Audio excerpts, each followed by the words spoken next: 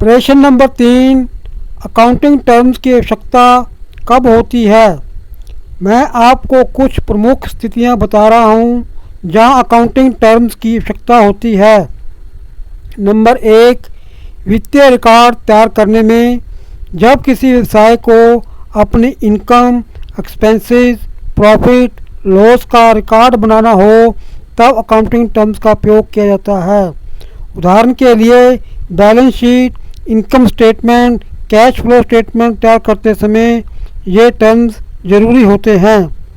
Number 2, व्यावसायिक निर्णय लेने में। व्यापार में निवेश, investment, cost, budget, profit margin जैसी चीज़ों को समझने के लिए अकाउंटिंग टर्म्स का ज्ञान आवश्यक होता है। नंबर 3, टैक्स और कानूनी अनुपालन में।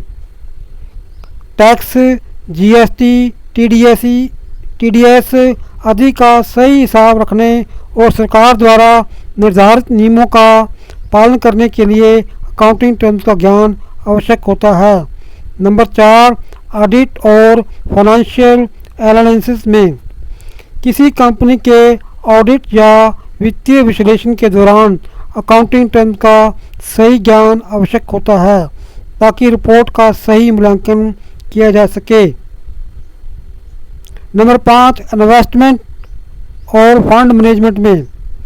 किसी कंपनी में निवेश करने, उसके प्रदर्शन का विश्लेषण करने या अपनी व्यक्तिगत वित्तीय योजना बनाने में अकाउंटिंग टर्म्स का ज्ञान आवश्यक होता है।